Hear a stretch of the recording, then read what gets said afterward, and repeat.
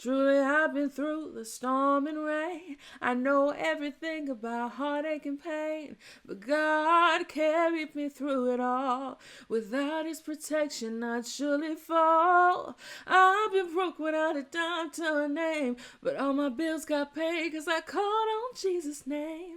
You can't tell me that God isn't real, cause I got the victory and that's why I'm still here.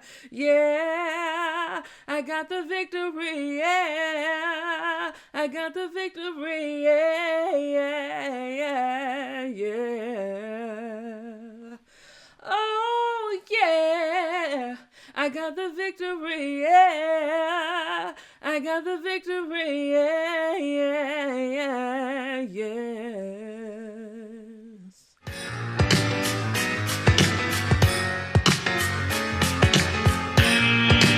Hello, Home Slices, and welcome back to Sup Media Reviews. Season 2 is here, and we're kicking things up a notch. We're diving into music, TV, and movies from over 20 years ago, plus we're kicking off a brand new YouTube series that's going to bring even more fun your way. This season is full of fresh reviews, special guests, and plenty of laughs. Ready to jump in? Let's get into this week's episode.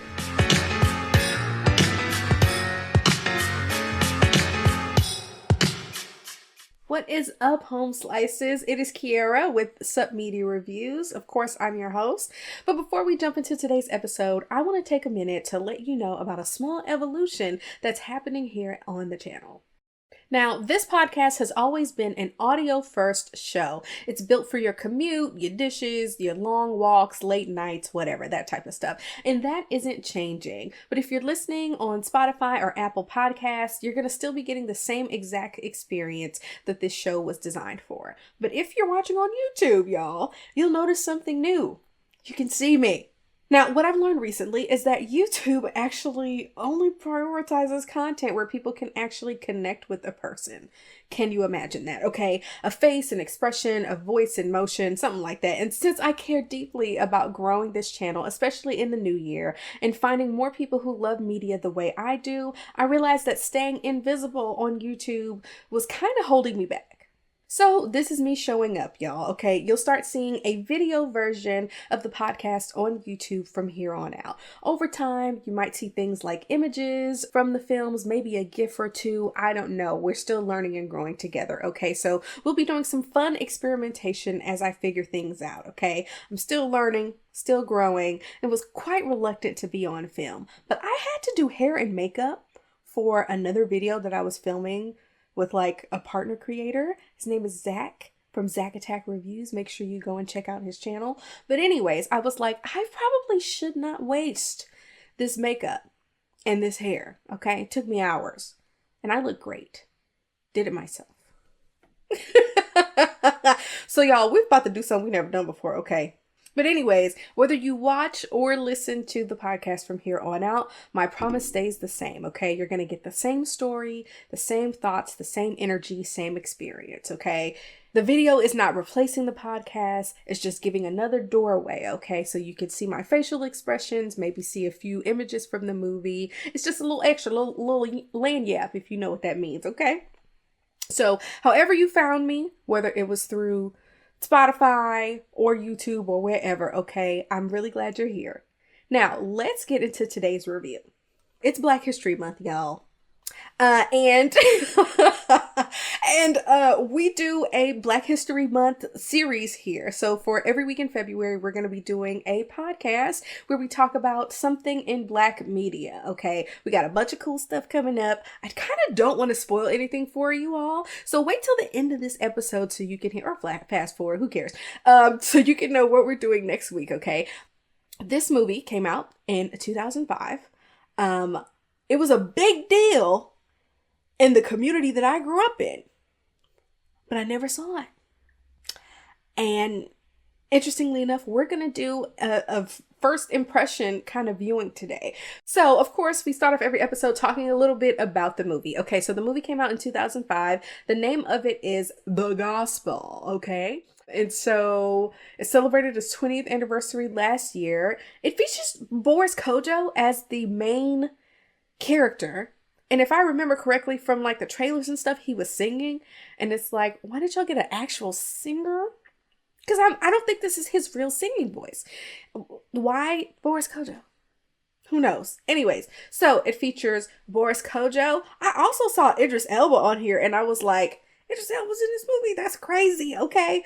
We got Nona Gay. Nona Gay. She's so beautiful. Okay. We got Clifton Powell, my favorite bad guy. Well, second favorite bad guy behind Keith David. Is Keith David in here? Okay, I don't see him. I don't see him on the IMDb. And we have a bunch of other people, including some actual famous singers and gospel singers. Donnie McClurkin, who is he in some trouble right now? We got Tamira Gray, who was on American Idol, if I'm not mistaken. Keisha Knight Pulliam, old Lil Rudy, from Cosby Show.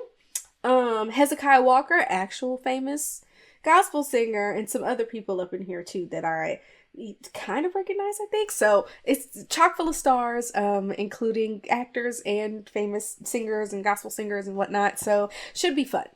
Let's see if we can find some fun facts up in here.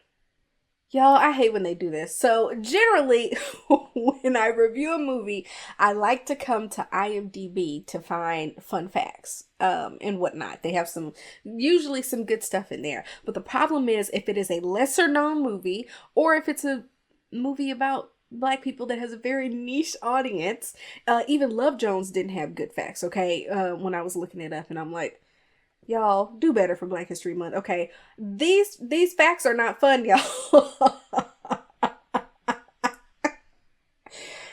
Okay, maybe this is a little fun. Okay, so there is a trio of sisters. If you're in the Black community, you might know them. They are the McLean sisters. There's China Ann, Sierra Alina, and Lauren Alyssa. And they are three sisters, and they sing and they act and all of that good stuff. I think the oldest one is on 911, the one in Texas. And so these three sisters are actors, actresses, and singers and whatnot. And apparently this was their film debut. So yeah, that's it. Other fun fact, one of the main songs from the soundtrack was one of Yolanda Adams' songs. And when this movie came out, this song was all over the freaking radio. Oh, hold on. I got my prop. Oh yeah, I got the victory. I got the victory. Yeah. Love Yolanda Adams. She's so beautiful. Okay. So anyways, yeah, this movie was kind of a big deal in the Black church community. And for whatever reason, I just never saw it. So I'm going to watch a little bit of it. I'm going to come back. We're going to talk about some characters. We're going to dive in. So let's go ahead and get into it. Oh, hold on. Before we move on, if you want to check it out, it's available on Netflix, which is fantastic, because one of the things I also been realizing is I have been spending more money than I want to spend on renting movies that I'm reviewing. And I need to get a little bit better about making sure they're streaming so that I can actually watch them for free. So if you want to watch this for quote unquote free, then what you can do is go to Netflix and check it out. Okay, because that's what I'm about to do. And I will be back after a little bit. All right now. All right, y'all, let's go ahead and get into this movie. Okay, so here's the deal. So I watched the first third of the movie. So I'm watching some of the movie, we reviewing it. I'm watching some of the movie, we're reviewing it, bit by bit. So I don't know what's going to happen in the future. Let's just talk about what's going on in this movie. Okay, so movie pops off. We start off with a young man.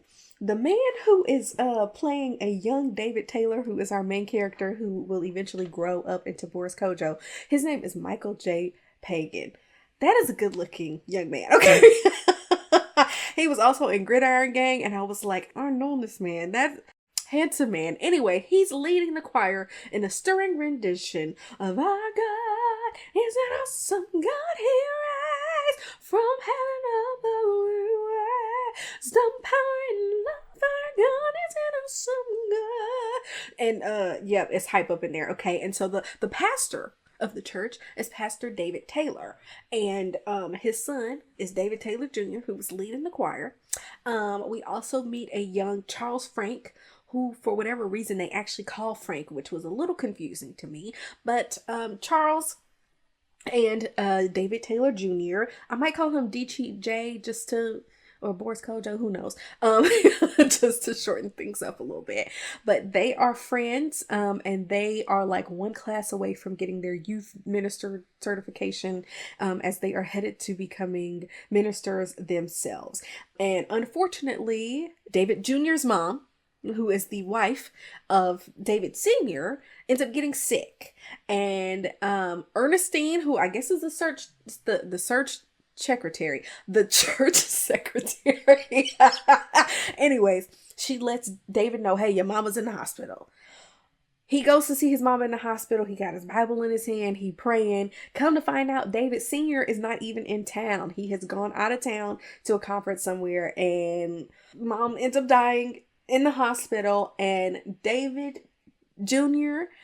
is so pissed off that his father was not there. And so here is the first time that we are learning and understanding the dynamic between David Jr. and David Sr. David Sr. is so dedicated to the church in his career that he has neglected his duties as a father and a husband. And this is kind of the last straw for David Jr. And he's like, you were supposed to be here, but you're off with the church instead of being here for my mother, and she passed away and you weren't here. And so he leaves. And it's like, I get it. And he gave up on his dream of being a minister, y'all, because the next thing we see is whispery David Jr. in a club singing to the ladies. The song is called like Let Me Undress You. This is okay, look. So this is what I enjoy sometimes about church movies, is that when they have characters who stray away from God, they make them almost cartoonishly heathenish. And having a song called Let Me Undress You really is like really means that you have strayed away from the church. He's on stage, he's performing. And here's the other thing that I'll say about this. This was not necessarily a high budget situation, which is interesting to me a little bit, because you can tell the kind of low budgetness, like when they're in the hospital. It looks like an actual hospital, but there's not a lot of trappings there to make it feel lively, kind of like in a hospital. Or when they're in the club and he's on stage and he has background dancers and he's dancing or whatever, and it's one of those things where like you have to make the crowd look bigger than it actually is. It kind of looks like an auditorium a little bit, like where someone might do a play, that type of stuff, like a black box situation. So yeah, it's not very high budget, but it works. Okay, I ain't complaining too much, but this is the type of stuff that we used to watch back in the day. Very niche. That's what I'll call it for Black History Month. Okay, so come to find out, I think I mentioned earlier that I didn't think Boris actually did his own vocals. Come to find out, he did.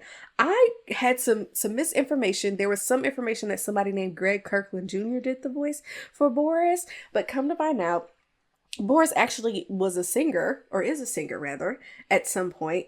And because Boris is like from Germany or something, he didn't grow up listening to gospel music. So he had to learn to sing gospel music for this movie, which is kind of crazy because, like, again, you couldn't find an actor who kind of knows what gospel is to do this. Anyways, after he gets off stage, we see that he has a manager, business partner. I'm not sure what he is to him, but his name is Wesley. He's played by Omar Gooding, and he is the person who makes things happen for David. And in the club, they run into another artist named Sandstone, I think, which is a crazy name. He sounds like a Pokemon. What is Sandstone? Anyways, apparently we learn later that there was supposed to be a contract between David and Sandstone. David is an up and rising artist who has some notoriety, has popular songs out or whatever. And apparently he invited Sandstone to be on a song with him before the contract was signed. And there was an agreement before, but without the contract being signed, now Sandstone is upset because the song that they did together became a hit. So now Sandstone wants to know about this contract and what's going to happen with it. He wants more stuff. He wants two of his songs to be on David's next album and all of that stuff. So they get into a skirmish. They actually fight in the club, y'all. Sandstone gets exited out or whatever, and David ends up going home with a lady like the heathen he is. Okay, fornication. All right. So we see a church meeting, y'all. So the name of this church, of David Senior's church, is New Revelations. We learn that I couldn't tell where they were. We had to hear later where they were. And it's like, here, this is a problem when we're not introducing where we are. And I don't know what's going on. But in Atlanta, New Revelations Church, and some of the people who are like over the church board, I don't even know what you call them, the church administrators, whoever they are in a meeting with what we later on learn is the board of churches. The board of churches, I guess, also provides financial assistance to churches as well. And the New Revelations Church needs renovations and they don't have the money for it.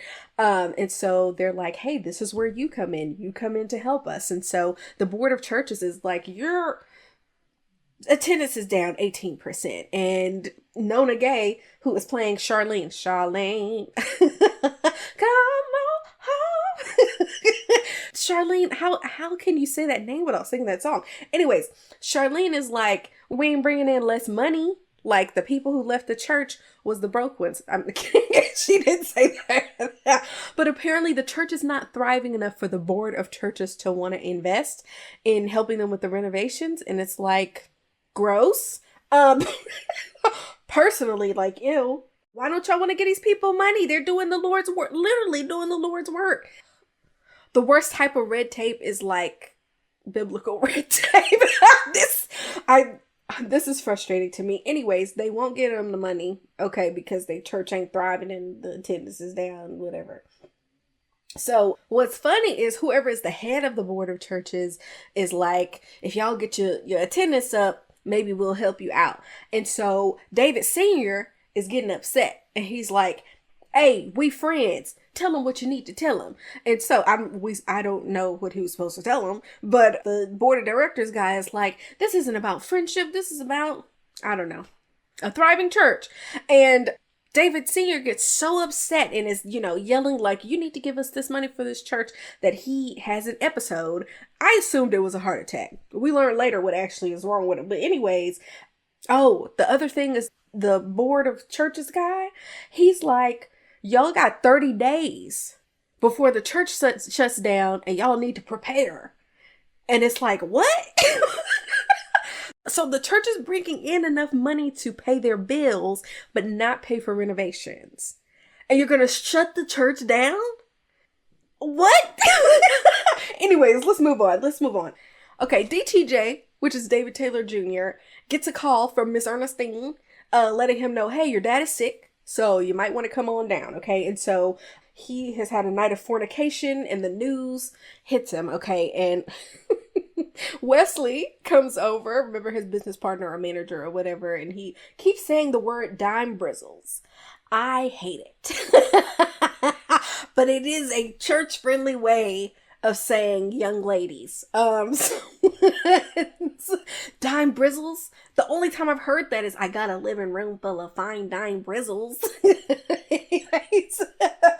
Anyways, he says that he's going home. He needs to see about his dad. Wesley's okay with it, and they'll figure out the contract thing with Sandstone. What kind of name is that?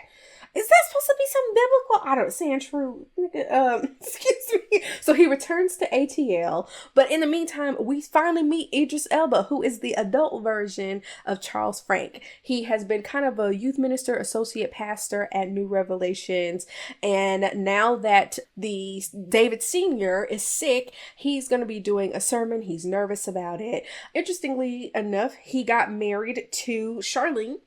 And Charlene, again, Nona Gay is so beautiful to me, y'all. She's not the best actress in this movie. She was good in The Matrix, but she's just so beautiful. Anyways, so they're having sex problems in their relationship. She does not want to have sex with him. She keeps saying she's tired. And apparently Frank is tired too. Tired of ain't getting no booty. So...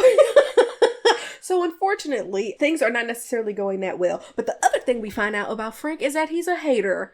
And we'll talk more about that later, okay? He has a particular affinity for a different church. The name of this other church is called Divine Gospel. It's like a black mega church run by Reverend Isaac Winston. And Charles is kind of envious and feels like this is the type of church that he wants to run. Mega church, mega money on the radio, on TV, all that good stuff. Okay. So yeah. Moving on, we are in church, right? It's the next day. We're in church. Charles is doing his sermon. People love it. All right, people know him. There's some praise break, a song that's good, but I actually don't know the song. So David Taylor Sr. is present. I was like, I thought he was still gonna be in the hospital or whatever, but he is present and he is there. He's moving a little slower. You can tell he's a little bit off. But DTJ does show up and he sits in the back of the church like a good heathen, and they do like a little altar call. Kind of like an altar call, but more so for people who want to place their membership at the church. So some people come up to the front to do it. And there's this beautiful, like, soft song that the choir is singing while people are coming up to join the church. It's very beautiful. I was like, I might join. Shoot. It was such a beautiful song. It was very welcoming, and they said welcome home to these people. And so, of course, this, even though David did not stand up, or David Jr. did not stand up, this is a welcome home for him as well, right? And so after church, we find out from a different guy in the church that Isaac Winston, mega pastor guy, wants to talk to Frank because he's heard stuff about him and wants to take him to lunch. So he already got in good with this pastor of this church that is his ideal church, right? And so after church, DTJ is surrounded by ladies and they're asking him questions about the "Let Me Undress You" song in the church foyer. And Charles is a judgy hater. He comes over to say hi to DTJ and he shoos away the ladies and he's like, "Oh, it's nice to have you in the church again after all that rump shaking and gyrating for the devil." He is such a hater. I can't stand him. Y'all, let me tell y'all something about Idris Elba. It's so interesting. People think that he's very attractive, and I'm not going to deny that. But in some ways, I feel like he just looks like a dude, like a regular black dude. And then every once in a while, and the light hits him in the right way, and I see what everybody else sees. And the light is hitting him the right way in this movie. So anyways, he's a hater, but he's good at being a hater too. And his accent in this movie is so good. British actors, they have really good American accents. I'm jealous. I can't do a British accent to save my life. But anyways, so David Taylor Jr. makes his way up to the pastor's office where he runs into, of course, his father and Ernestine. And his father is so happy to see him. They keep saying, him and Charles kept saying, "We're so glad that you're back in the church." Now, generally, back in the church does not mean physically in the building. But that man is physically in the building. He's not in the church in the way that in the church generally means, but they sound hopeful. And it's very clear that DTJ really just wants to be there to check on his father. And even though he and his father haven't hung out or talked very much at all, he really is concerned about him. So, when your parent is sick, the chips are down, generally. So I get it. We also find out in a private conversation between the two of them that David Sr. has prostate cancer. Whoa. And so David Jr. is like, "Dang, I didn't know it was that bad." Who knows? Come to find out that a few people in the church know. His cousin Nona knows, which of course means that Frank knows. And he's like, "You told Frank before you told me? Dang." Keep in mind, Charles and Frank are the same person. His name is Charles Frank, but instead of calling him Charles, they call him Frank, which is very confusing to me. I have a feeling that his name might have been Frank Charles at one point as they were shooting this film, and they just call him Frank or Charles. I don't know what's going on. In church, usually you go by like a person's last name. It's like Brother Frank, right? But they don't call him Brother Frank, Reverend Frank, Minister Frank. They call him Frank. I don't know why that's bothered me so much. It's freaking weird. Anyways, let's move on. So he says he's going to step down as a bishop given his health information and whatnot is going on. And so later on, we see Frank and Charlene talking. Frank, that man is a hater, okay? And he is saying, we don't know where he's been spiritually. And it's like, ain't that the point of the church? It don't matter where you've been. You come back and we welcome you with open arms. Stop being a nasty hater, okay? We also hear him being passive aggressive about the fact that his wife hasn't slept with him when she brings up a doctor's appointment. So that tells me that something is going on with her medically, and he's being very inconsiderate. He's disgusting, and they better be divorced by the end of this movie or I'm gonna lose it. Okay, so father and son are still hanging out, and they are at an elder care facility. Again, because this movie is low budget, sometimes we gotta make educated guesses about what location we're at or like who we're with, which is crazy. A little sign over the door or something would make sense, but I kind of pieced that together. It looks like they're at an elder care home that his dad goes to and volunteers at every week or whatever. And a lady is there and she's singing. I forgot what song she was singing. I want to say it's "Eye is on the Sparrow," but I'm not sure. But anyways, there's a little conversation that happens here that I think is kind of important to the story. And so his father said, while you're here, you could probably do some work with the choir. And his son says to him, I'm here to see you, not the church. And his dad is like, they actually might be one and the same. And the son is like, that's kind of the problem. And I'm like, tell him. Look, let me tell you something. You don't have to be absent to be a deadbeat, okay? And I think that his father loves him and poured into him, but I think that he prioritized his career as a pastor, and his son feels neglected, especially in his time of need when he lost his mom. So I get it. It's not quite water under the bridge, but they're working something out, okay? We get another contract conversation with Sandstone. It's not going well. Sandstone trying to ask for some stuff, and David ain't having it, so they ain't getting nowhere with that. There's a choir rehearsal. I don't know the song they were singing, but they were killing it. I literally was over here dancing. I was like,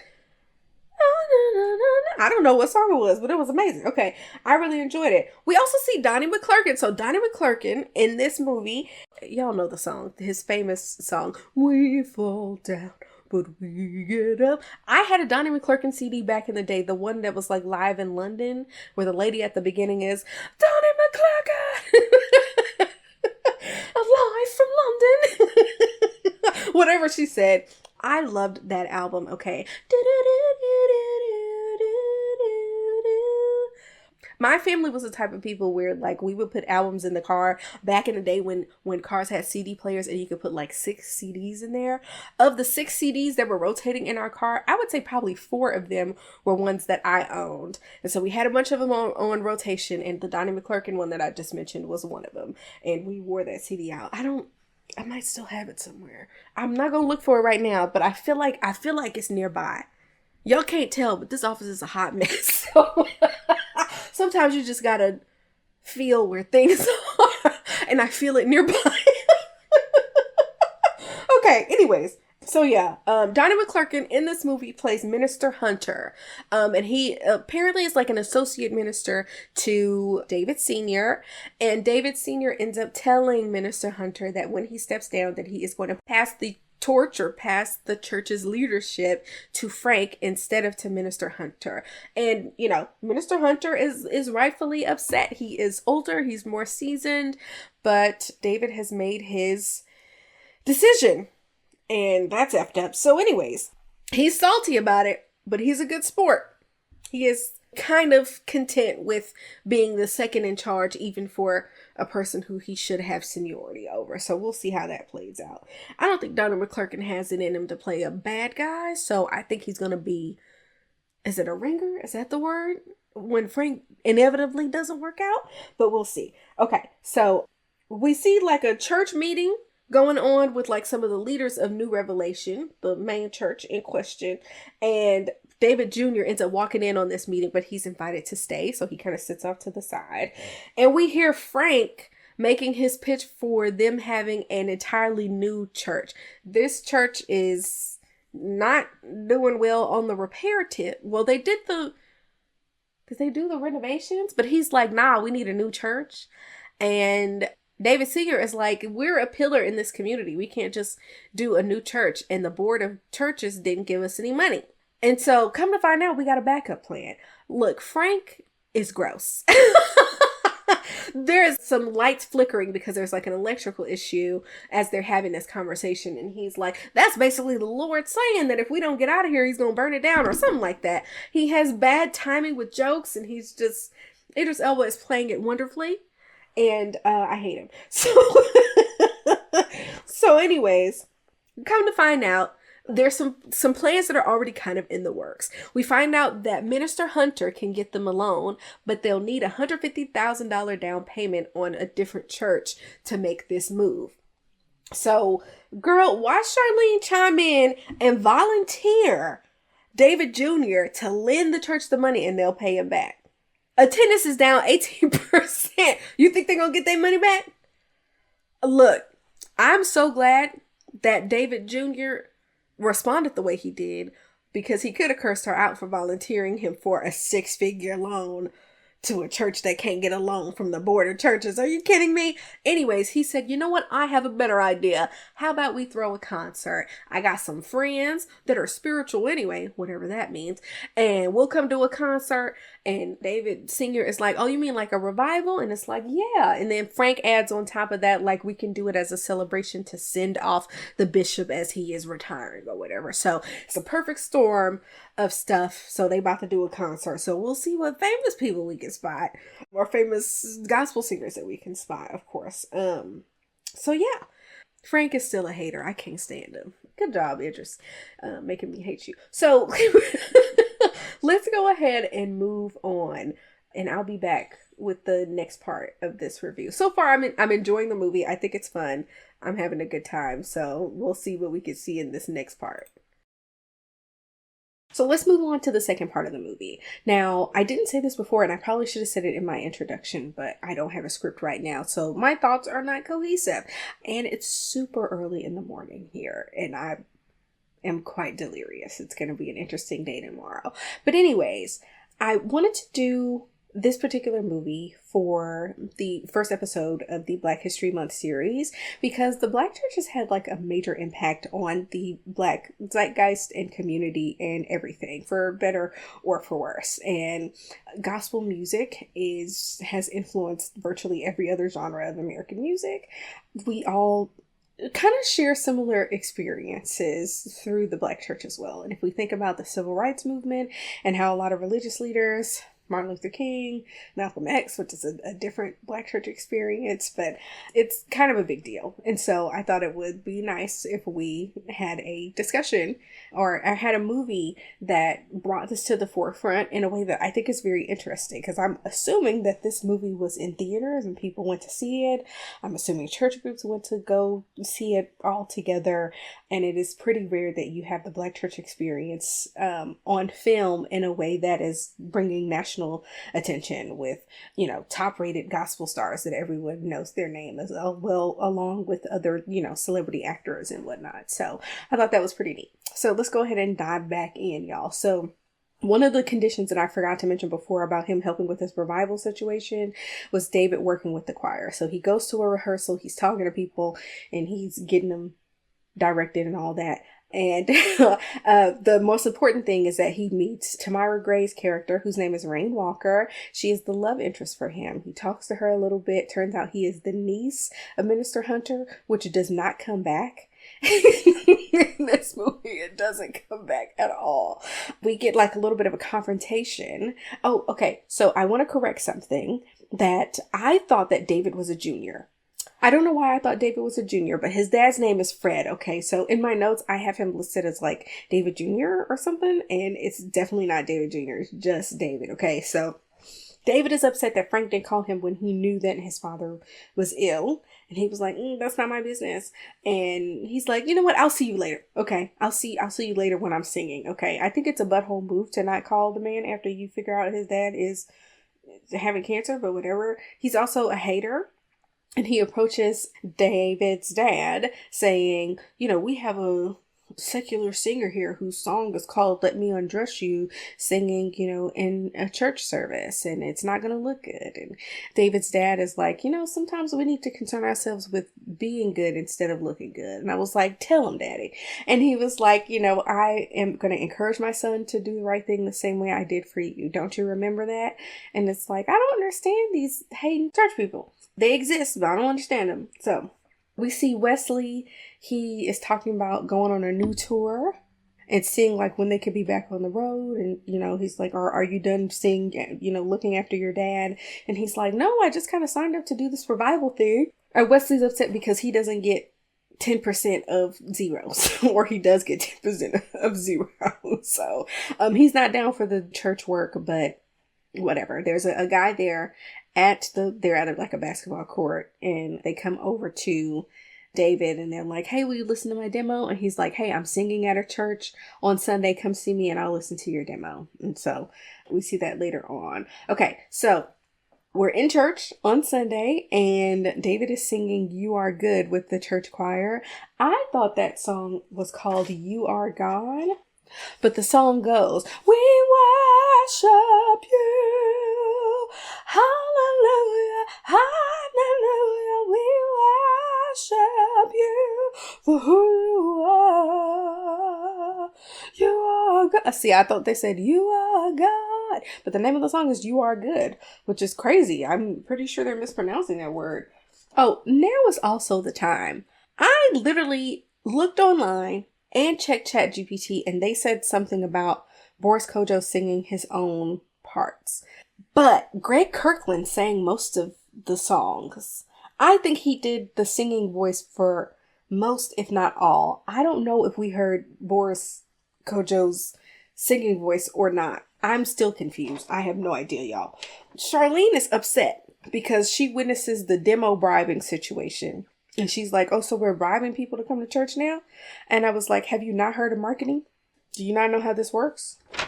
You come to give your demo away, you leave with the word, okay? Anyways, we meet Rain's daughter, Alexis. She's 5 years old and she is played by China McClain. They end up going out on a date and we find out that her relationship with her baby's father, who I cannot remember if they were married or not, didn't work out. And they are no longer together. And so they're going out on this date. It's kind of boring, but they do have some chemistry and they do end up kissing, which is fun. And he celebrates too early because she actually can hear him celebrating that he got a kiss on the first date. It's kind of funny. That's embarrassing. Oh, and speaking of no booty for Frank, his wife is not having it, okay? Next up, we get a montage. It's happy music in the background. I don't remember what song it was, but we see David and Rain falling in like. We see the collection plate going around. We see new church plans.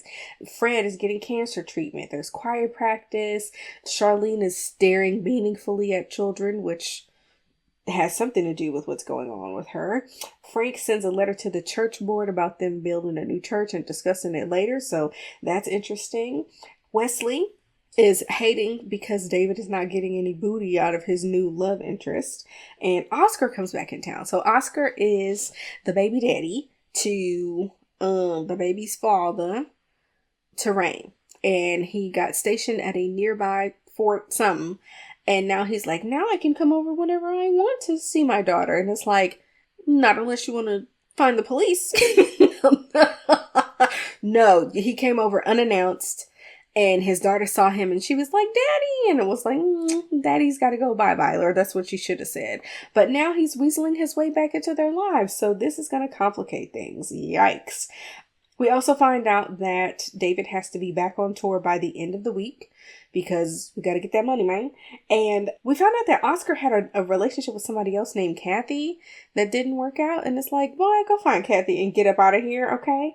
Then we also hear a joke about David doing a gospel album. How long is that going to be a joke for? We don't know. Next, Fred falls sick. Fred falls sick, y'all, in the same room that his mama died in, okay? And this is literally this man's deathbed, we find out. Now, here's the problem that I have with this particular scene. The dad says, I grew up in a home and my father never said he loved me, but I love you and I'm proud of you. And then everything else out of his mouth was an excuse. And it's like, you're about to die. Your vision is blurry because we can actually see it from his viewpoint. Your vision is blurring right now. You need to be apologizing. He wasn't really apologizing. He was making excuses. He was like, I did a lot of things that you're not going to understand. I was trying to build a church and be a good dad and be a good husband. Not even I failed or I fell short or I should have reached out more or I'm sorry for not being there for you when your mom died or being there for your mom when she died. No apologies. Worst deathbed sequence I've ever seen personally. But it kind of tracks, if you know what I mean. So anyways, he dies. We're at his funeral. Rain sings a beautiful song, okay? Beautiful song during the funeral. And while she's singing, we get the kind of, behind the scenes stuff. Oh, also the dad was like, I'm happy God brought you back to the church. And of course, David is very emotional. He is not answering the door for anyone. He is not answering the phone for anyone. He is drinking. He is grieving. So that's what's going on with him. And it kind of tracks. Rain has to leave a note for him on the door. We also see at the same time, Oscar is still trying to get back with Rain. And she's like, if you're not too serious with this famous singer who has more money and looks better and is taller than me, then you should consider getting back with me. I am not a double dip kind of girl when it comes to relationships. There's no doubling back. The devil you know situation doesn't really work for me. So but she has a child with him, so she has more to consider than I would. So that's the thing. Now there's a new board meeting. Now that Fred has passed away and the torch has been officially passed to Frank, this board meeting is much smaller than all of the other board meetings that had like 8 people in them. It's just 3 people in there. It's Frank, his wife Charlene, and Minister Hunter, who again is Donnie McClurkin. They're like, okay, now we got to do this memorial the right way. This is going to be my introduction. In addition to the memorial, it'll be my intro into the congregation. He called it a victory lap, which is a crazy thing to say about a memorial, and that they're going to collect a special offering. And so Minister Hunter is like, well, I ain't going to be here, okay, because I got a sermon to preach at the mega church for the pastor's anniversary. Why is the pastor's anniversary a thing? I have never understood why people celebrate pastors' anniversaries. Now, look, I have a work anniversary at work, and we might bring donuts or I might get a balloon or something, which is fun. But to put a program together and to have a dinner, I don't know. I grew up in a different kind of black church. I grew up in the Church of Christ. Those types of things were a little less frequent.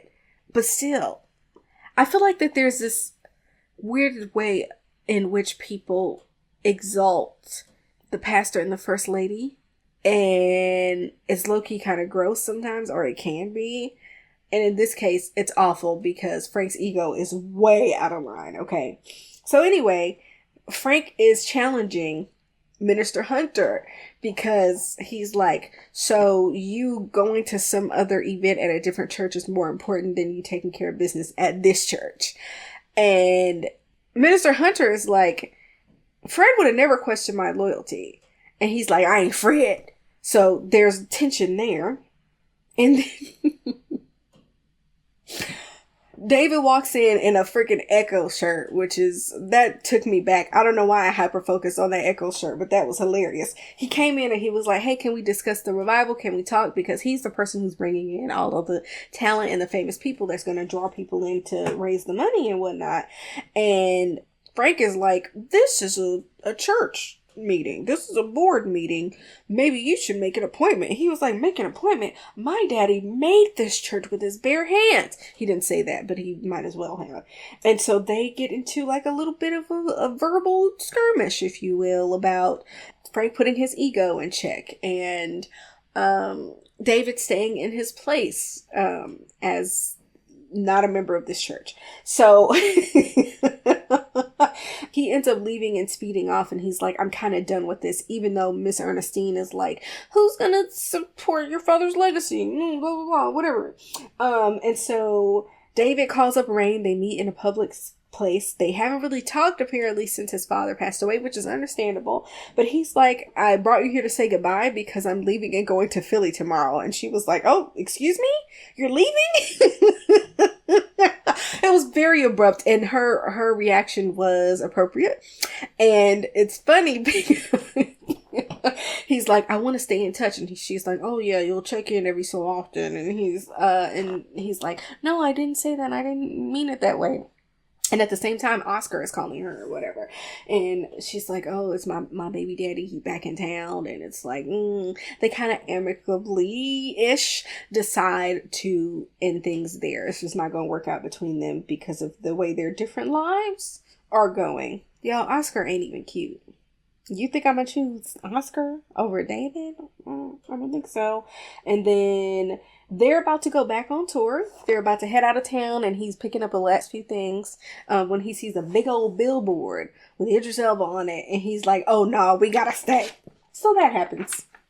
Okay, that's the end of that part of the movie. Yeah, Frank's ego is out of whack. Worst bedside last confessions situation I personally have ever seen. But it tracks for this audience.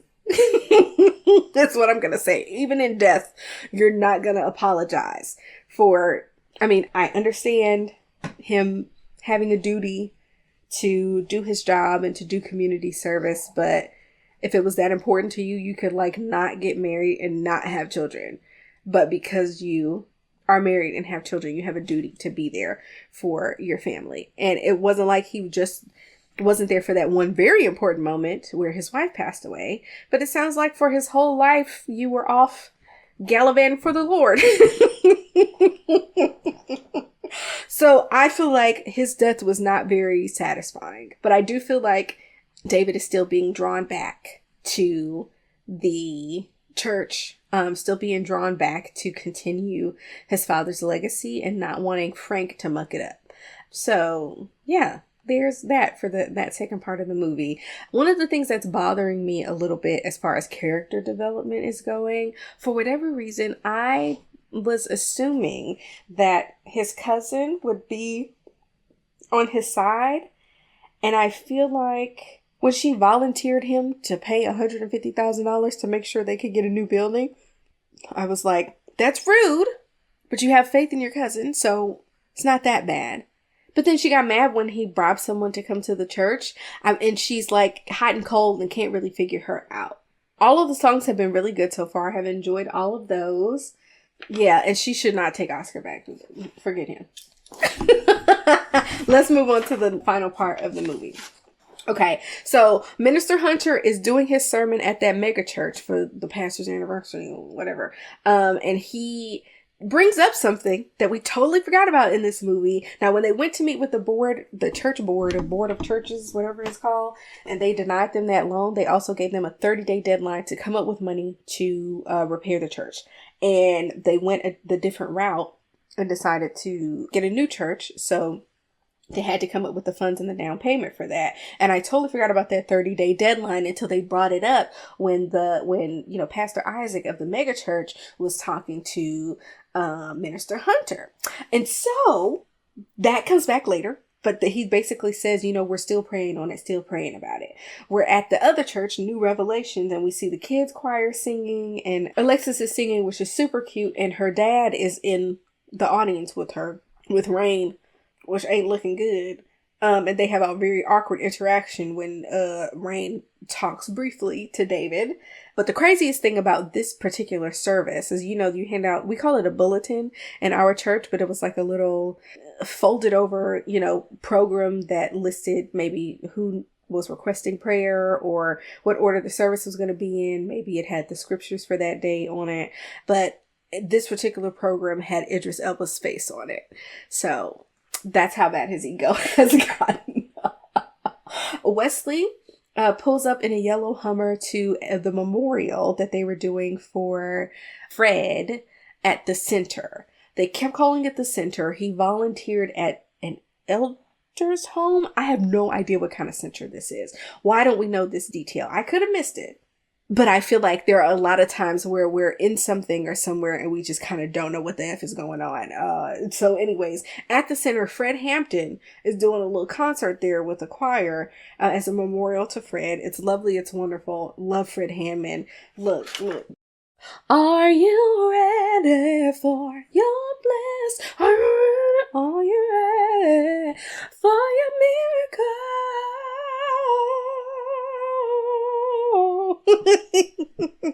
I love that song. I really enjoyed Fred Hammond's work. Bread of life, love me some Fred Hammond, y'all. So anyways, we find out that there is some type of article in the paper that, were newspapers around back then? In 06, 05? There's an article in the newspaper that Wesley brings to David at this event about the dispute and disagreement about what's going on with Sandstone. Again, awful rap name. This is what happens when church people write about secular stuff. Sandstone? What? Okay, anyways. So, remember there was that contract dispute or whatever, and there's like an article of bad press basically making Wesley and David look like they are, bad faith actors who are not giving people their just due, and they're about to go on tour and it's not looking good for them. David's response is like, my lawyer said that they would write up an injunction or something and they'll have everything squared away within 30 days. It's not a big deal. We even get a CNC Music Factory joke in there, so that's funny. We see a quick confrontation between Minister Hunter and Frank because Frank's mad that Hunter was discussing church business with a different pastor. And Minister Hunter is like, I'm only here because I'm obliging Fred's dying wishes, basically. But if you keep it up, you're going to have a congregation of one, okay? So check your ego, all right? And so Frank and David are doing like a little press tour around the city for the revival. But David is the one who is getting the most play in the interviews because of the Sandstone questions. And he's supposed to be plugging his tour, but he's kind of not doing that.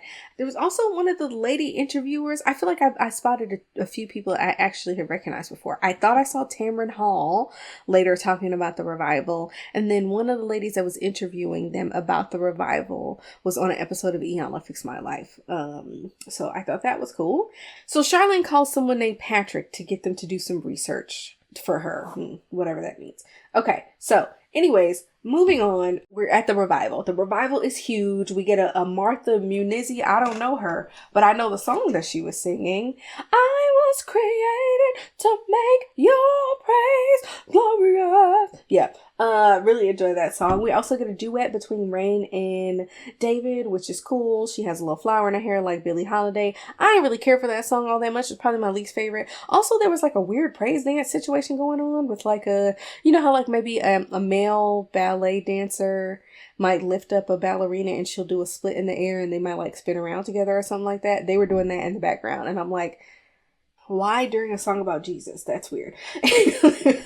And then Yolanda comes on stage and she sings the song that was like the biggest commercial hit of all of the songs on this particular CD. Oh yeah, I got the victory, yeah, I got the victory, yeah. Yeah, love that song. Also kind of hate it, but either way, this concert is lit. They did a really good job. So I might have talked earlier about how kind of low budget at times this movie looked. This is where they put all the budget. They stuck the budget in the revival scene and it paid off. I'm sick of the blue light though. Like please stop. Okay. But even Wesley was jamming. They was all having a gay old time. Okay. Now, when Frank comes up to get ready to do his speech, I don't think he was doing well, it had to be a sermon. It's a revival. Yeah, he went up to do his sermon. There was this little commercial slideshow thing that played that literally just had his face all over it, and it's talking about a man with a plan or a man with a vision. And it was very self-serving and disgusting. But right as he's about to start talking, he gets interrupted by David, which is freaking crazy.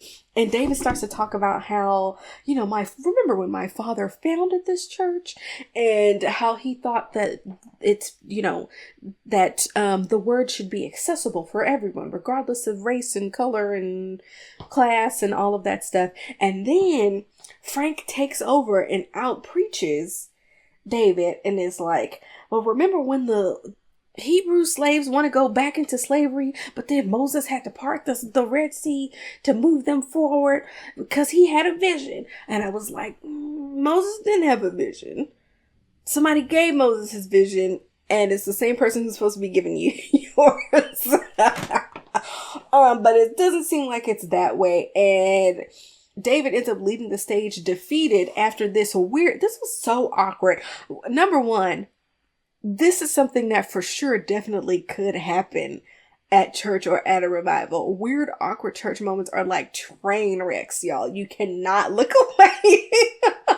But to see him saunter off the stage, it's a very weird, awkward moment. And I feel like if you are not a member of the Black church, this doesn't fit cinematically. But this feels very real to me. I could see something like this happening in real life. That's freaking hilarious and very awkward. But it's after the event. It's so successful. They raise all of the money they need. The church board guy is in there and he's excited that they're going to be moving into a new church and that this vision is becoming a reality. Yolanda Adams and Fred Hammond come back to chat for a little bit. And this is when I realized that David's parents' character names were based on them. It's pretty on the nose. His mom's name was Yolanda. Dad's name was Fred. So that's fun. So here, Charlene, who is proving to be an op, brings out a newspaper article and accuses David of being a thief. She's like, you never thought about how your bad reputation as a thief regarding the sandstone situation could be damaging to the work that Frank is doing. And she's confronting him in front of like other members of the board and Ernestine. And I'm like, girl, you won't even sleep with this man, but you gonna embarrass your cousin in front of everybody? Your priorities are out of order. Girl, you tripping. And David was like, the only reason this revival is even a thing with the stars that are here is because of me. So I can get on stage and say a few words. And I'm like, maybe that wasn't the right time. They should probably put you on program. If you wanted to say a few words, I think that would have been appropriate. But for you to just get up there and kind of interrupt him was crazy. That really didn't go the way that I thought it would go. Again, cinematically, that fell flat. But as a person who's been to church and had awkward stuff like that happen, it was accurately cringeworthy. But anyways, David is like, yeah, I'm over this. I'm going back on tour tomorrow anyway. I'm getting out of here. So David sends flowers to Rain for her new start or whatever, and Frank buys a big lot. It's a huge lot out there, and he's talking to Isaac, the minister of the big mega church, about like his vision. And he's like, today this lot and tomorrow the world, and we're gonna punch people in the face with Jesus. And he's still talking big noise or whatever. So Ernestine comes up to him with the newspaper in hand, and she's like, I never thought the Garden of Eden would be full of demons. And it's like, did you read Genesis? Don't you know who was in Eden? I'm sorry, y'all. Anyways, she has a conversation with him, and it is a little hard to follow, but she basically says your ego has gotten too big, and it's gotten so big that your wife did something crazy. And so she hands the article over to the husband, over to Frank. And Frank looks at the article and checks his ego or something. We'll talk more about that later. It's actually a little bit of a confusing part of the story. And so now it's airport time. It's time for him to get to the airport because he got to get back on tour, right? But he visits Rain anyway before it's time for them to go to the airport. And Oscar is there. And Rain, goes outside to talk to David. And she's like, I really like you, but you're kind of all over the place. And he stops her and he's like, look, you have a chance to make things work with your baby daddy. So let's just call it good. And they probably like hug or shake hands or something like that. And they maturely walk away from each other. I did not see this coming. Number one, Oscar looks like invisible next to Boris Kojo and broke. There's not a romantic comedy, not that this is a romantic comedy because it totally is not, where Boris and Rain don't get together, okay? Again, cinematically, it does not work unless you are part of the church and you're supposed to try to make your nuclear family work instead of going elsewhere. So they amicably decide to move on, which, again, on a movie front, totally subverts my expectations. So next up, we get a very interesting scene with Frank and his wife, Charlene. Charlene is up on like a catwalk in their house. They got a big house. I don't remember their house being this big. And he's downstairs in the dark, and she's kind of looking over the kind of catwalk balcony area down at him. And he is starting to have a change of heart. Because my initial thought was, did she write this article? But as I'm going back over the series of events, the article existed. And she brought the issue up in front of the church board, spraying him with this information that really wasn't a big deal because his lawyers were taking care of it and it wasn't supposed to be an issue. And so, as Ernestine revealed to Frank, your wife is doing research and embarrassed her own cousin to help serve your ego.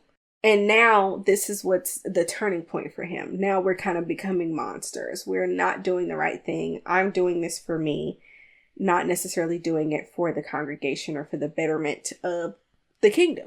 And so he is realizing that he was wrong about a lot of things. And she was like, oh, you don't have to worry about my cousin. I basically took care of that. And he was like, you took care of it with this article? And she's like, yeah, isn't that what you wanted? I can deal with your ego, but I can't deal with your hypocrisy.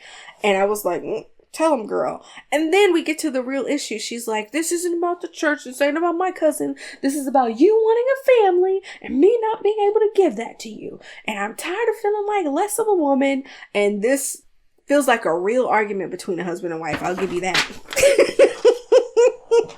You start one place and you end a different place, okay? And so she ends, and he's like, yes, he wants a family, but the way he ended up saying it was like, that wouldn't matter if you gave your husband something to look forward to at night. And it's like, whoa. She was like, you know what? You can quote all that scripture, but you need Jesus. Get a clue. And she goes to bed. And so, yeah, they have that disagreement. They both did wrong things. Frank more so than she did, but they were both haters, so they kind of deserve each other. But yeah, they have an argument about everything, about the church, about ego, about family, sex, infertility, all of that stuff. It's a hot mess, y'all. So things start to turn around the next day. It's time for the sermon. Oh, wait, no. That night, there's a scene in here that I understand why it's in the movie, but it was very misleading. So after David leaves... After David leaves from seeing Rain, he's supposed to be heading to the airport to go on tour with Wesley. Wesley's at the airport, and oh boy, is not. David is in the car, drinking while driving, and crying in the car. Driving. I'm thinking this man is about to have a come to Jesus moment sooner rather than later, if you know what I mean. But that man didn't catch that flight. He's not going on tour. That was their last chance, really. So that was a crazy scene. And for him not to crash and have a near-death experience is not satisfying. But anyway, David is at his parents' grave, and he's yelling at God about, what do you want from me? And what am I supposed to learn from this? And I'm not going to run anymore. And this is the first time in the movie that I guess I'm paying enough attention, or there aren't other people around him. But Boris's acting in this moment is not good. The way he's talking to God and yelling, what do you want from me? It's not convincing. It's not good. It literally has me questioning if he can do solo scenes. I'm not really sure. I don't know. I don't know if he wasn't feeling it that day. Not sure what was going on for him, but it was not working for me, okay? At the same time, Frank is preaching a sermon about self-imposed storms and how when you have nothing else and no one else, it's the perfect spot because God has you right where he wants you, and that's being dependent on him, which I have heard that sermon before. And he says, you know, I'm going to be letting go of my ego. He kind of apologizes to the church for not being the best version of himself and being so self-absorbed, which I appreciate. At least somebody knows how to apologize and they don't have to be on their deathbed to do it. When Wesley shows up to the grave in the yellow Hummer, he sees that David is telling God that he's not going to run anymore. And so he has something in his hand. I don't know if it's a check. I don't know if it's separation papers. We never know what this is. It's something. And he rips it in half, which alerts him to the fact that his friend is there. And they head to the church together. And a few things happen at this church service. The choir starts singing Now Behold the Lamb. And so Tamara Gray's character, Rain, does the lead in that song. And it is so good. Like the original Now Behold the Lamb had Tamala Man on it. And of course, it's freaking Tamala Man. Of course, it's going to be fantastic. But Joe, Tamara's version is very good. I was like, girl, go ahead. She has this airy, raspy thing that she does with her voice that I think is very beautiful. And I was like, girl, go ahead. I might have to download that. She did an amazing job there. But that is the music that's playing in the background as we're kind of getting these resolutions that are happening either now or in the future. And so Minister Hunter comes back to the church. So he and Frank are on good terms again, now that Frank is a new person. David and Wesley show up to the church, and the guy who asked for his demo to be listened to ends up giving his life over at the altar call. And so we get a few little resolutions there. We see Rain and David and the choir recording Now Behold the Lamb in the studio, which means that there is probably a gospel album in the works. We see Rain back with her baby daddy permanently, which means yay, Christian nuclear family. I don't think that was the right choice, like for Rain, but for a Christian movie, I get why they made that choice. Y'all are better than me, personally. We hear a voiceover from Fred, the dad, and he starts telling the story about the prodigal son. And then suddenly is when it clicks. So I know that this is the story of the prodigal son, right? We know that David is the prodigal son in this story. What I did not put together was that Frank was the brother of the prodigal son. And I was like, that totally makes sense about being mad that your son left and I've been here working with you this time and you give him this attention and you don't punish him for leaving and blah, blah, blah, blah, and all of that stuff. And I was like, this is the story of the prodigal son and his brother. And I totally get it. And I'm mad I didn't get it sooner. The new church has been built and Minister Hunter is now the assistant pastor, which is fantastic. So they have reconciled and all of that good stuff. Frank presumably has changed and he and his wife are about to adopt a beautiful little black child, which is so nice. And at the end of the movie, David walks down the aisle during the altar call and he looks up at the camera and he looks awful. And I'm not saying physically looks awful, but the expression on his face is like, dude, can you act? Like, what are you doing? I don't know. I think there was something off with him on that day because the expression in his eyes, the way he acted at the gravesite just really did not land for me. And I didn't notice any of that throughout the rest of the movie. Those two moments really, I was like, he must have had a bad day or something. I don't know what was going on for him, but that's the end of the movie, y'all. So my kind of final thoughts around this are that cinematically, this movie does things that subvert expectations, presumably because of the audience. Again, Rain, the main love interest, getting back with her baby's father, totally was not expecting that. Other things, the dad being on his deathbed and never apologizing for anything. That's crazy. Other little things about confusing things about the article. At one point I thought that she actually had the article written up, but then the timeline didn't support that. It's strange to me that the impetus for Frank to change was him realizing that his wife did something that was unkind to the cousin, and while he has been unkind to that cousin for the whole freaking movie. And I guess he felt responsible for her turning against him. It's not totally clear to me. So there are unclear things in the plot. There are, some people might call them a few cliches, but then there are other things that subvert your expectations because it's a religious movie for a religious audience. So I don't know. There's a lot of blue light scenes, which I wasn't here for. There's Omar Gooding saying dime brizzles a few more times than I would like to hear. There are just these tiny things, but to me, I enjoyed watching this. This was my first watch, never seen it before. And as a person who grew up in the Black church, this was very palatable for me. I think it was a little long. If it was an hour and a half, it would be better. It's an hour and 43 minutes. Those last 13 minutes for whatever just seemed to drag on, I think. So yeah, overall, I thought the movie was pretty good. I thought the acting was decent and there were parts where it wasn't, but whatever. I also like, again, I mentioned this earlier about how the Black church experience is something that a lot of people in the Black community share, and I've never seen it done on a scale like this. I believe this movie was in theaters, so people went to go see it with their church groups, and so, Black church folks got to support a movie about where they got to see their own experience. They got to see people that look like them. They got to hear songs that they know and love, and got to see that on the screen, which I think is very precious. I love that. That's all I'll say on that. Let's get to our main two questions. Okay, does it still hold up today? I'm going to say yes. I feel like this, if you know about the Black church experience and if you've experienced it for yourself, a lot of this stuff still applies. I feel like some of this stuff is actually kind of vanilla because they could have went in a lot of different directions. Idris Elba made it a point to let us know that he was not happy about the lack of intimacy in his marriage.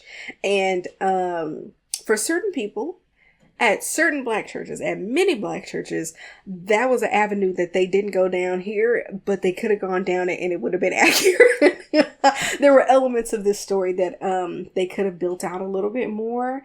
So in some ways it's kind of understated, but overall it's nice to see the stars that we know and love, whether they are very popular gospel singers or actors and actresses, which is lovely to see as well. The music is all really good. I enjoyed it. So yeah, I would say for the most part it holds up today, besides the few little moments where they subvert your expectations and go a different route because of the audience and subject matter.